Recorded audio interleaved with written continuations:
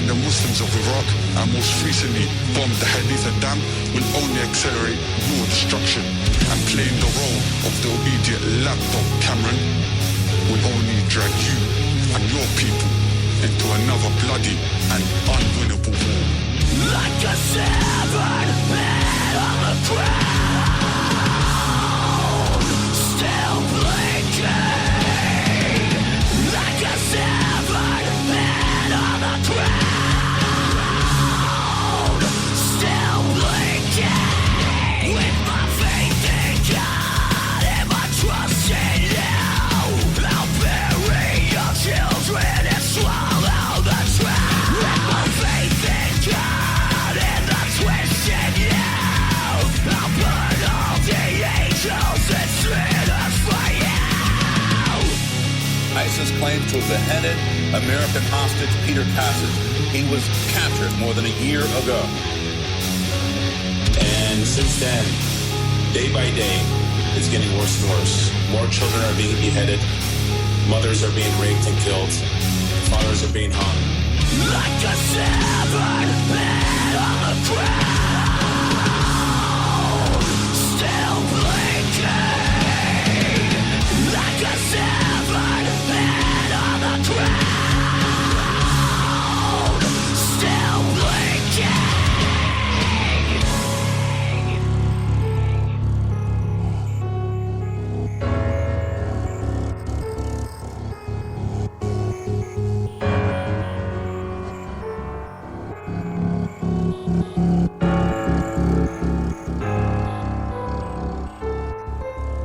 Journalist Stephen Sotloff, 31-year-old freelancer, has been executed by ISIS.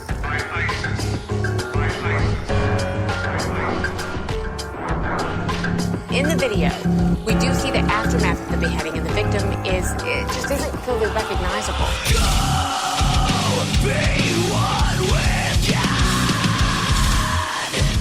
Embrace His name now. Be one with God. Embrace His name.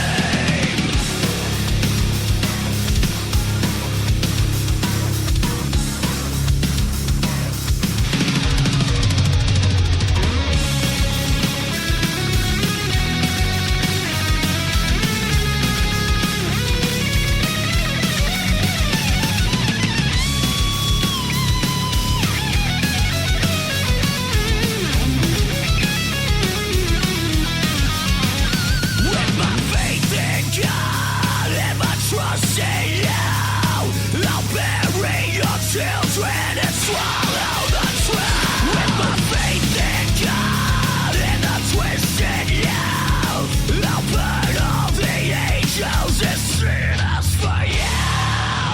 Like a severed head on the ground, still blinking. Like a severed head on the ground, still blinking.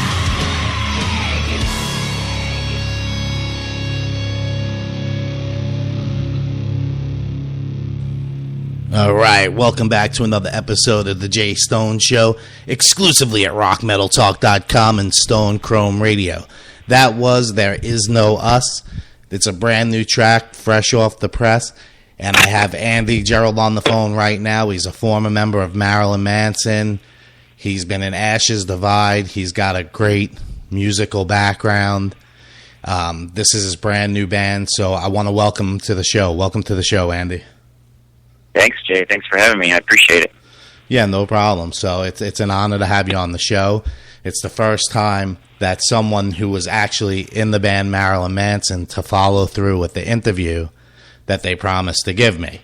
So, oh, good. Well, I'm glad to be the first. Yeah, there was a few guys that were scheduled to come on, and then they wanted to see the questions first. They didn't want to do it live. So, I mean, I don't know the harm in what I was going to say, and they don't want to answer questions about Marilyn Manson. You know, not that I don't want anybody on the show, but basically that's why I want certain people on the show, is because of what they do and what they've done. So, yeah, of course. So it's an honor to have you. So I'm going to ask you a couple of questions about Marilyn Manson. We'll move into, later down the road or how, you got to where you're at today. So how did the Marilyn Manson gig come about? Because all of a sudden, I guess there was no announcement. You were just in the band. Well, basically, what happened is they had a lineup for the High End of Low tour, and one of the guys had to drop out because he had a different band that he had already made obligations to. So I was friendly with obviously Billy Howardale from being in Ashes Divide, and he is obviously friendly with Twiggy. And then also a friend of mine, Sean Bevan, who produced an earlier band of mine called My Darling Murder. We had been friendly for years, and he's, produced and mixed and worked with everyone from Nine Inch Nails to Manson. So through those two channels,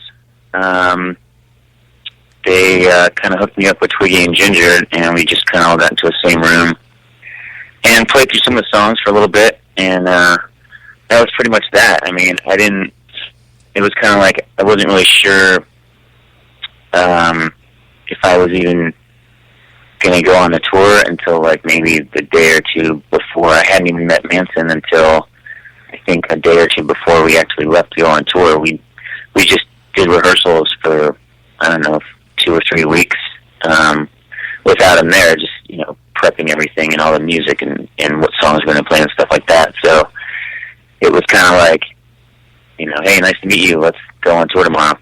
Fly to Latvia or some crazy country we went to at first. So do you know if that's a normal thing when they're rehearsing for the show that he isn't there?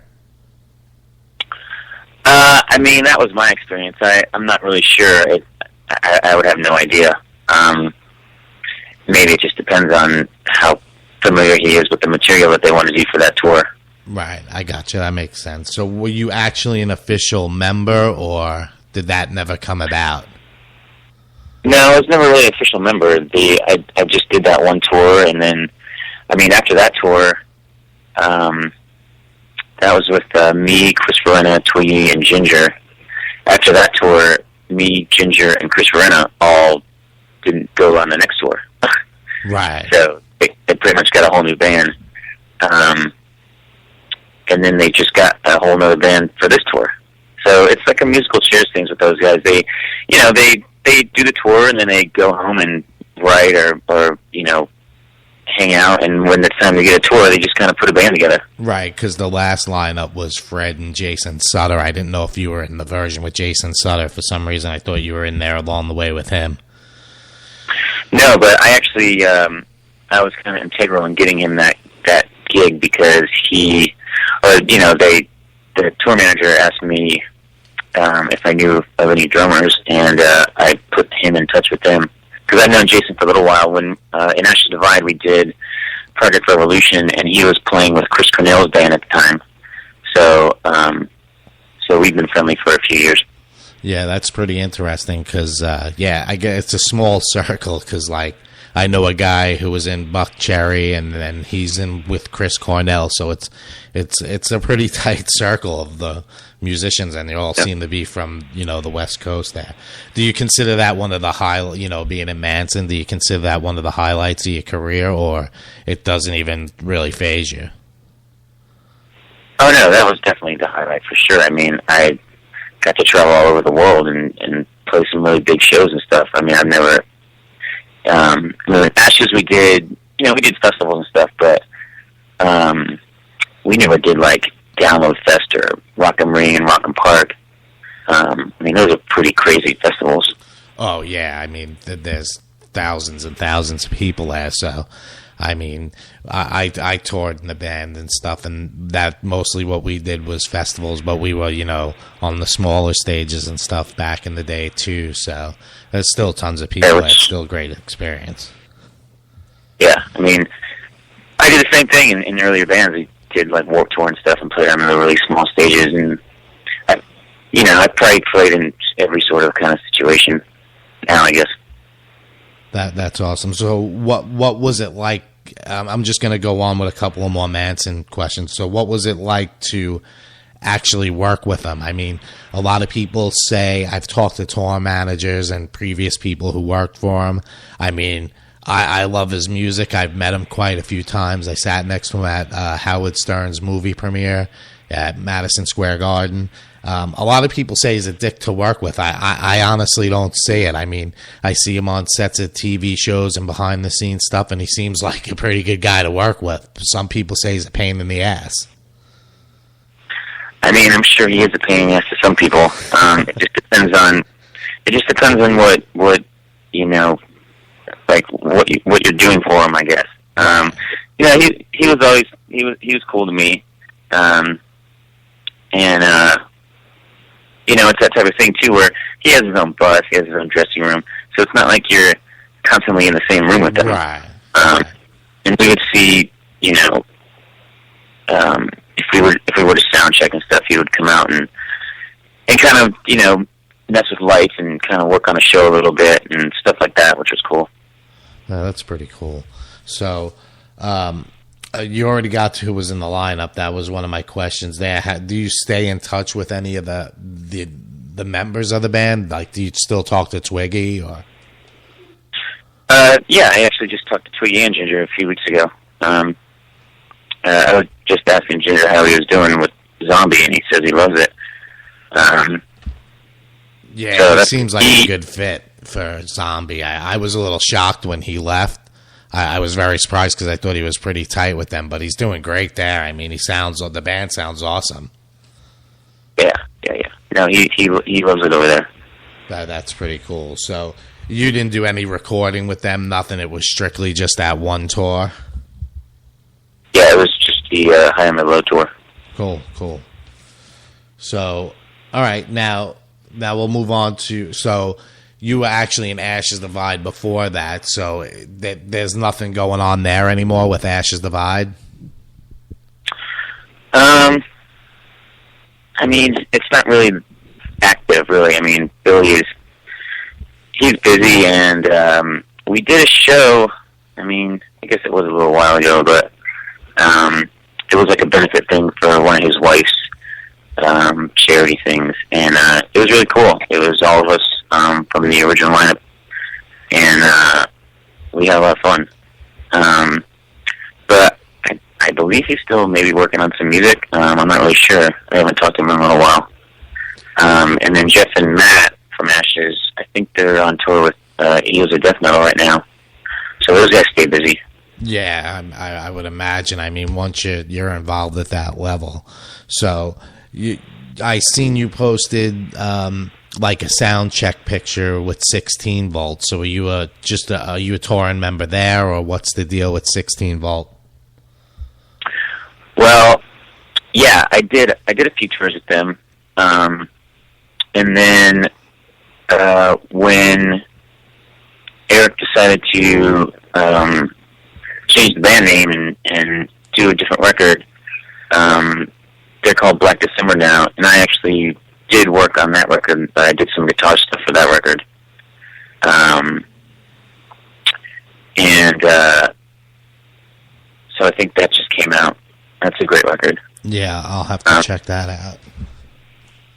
But like I've my schedule is weird because of the Rock of Ages job I have here, and I've been trying to do like my own original thing for a really long time. I just hadn't kind of figured out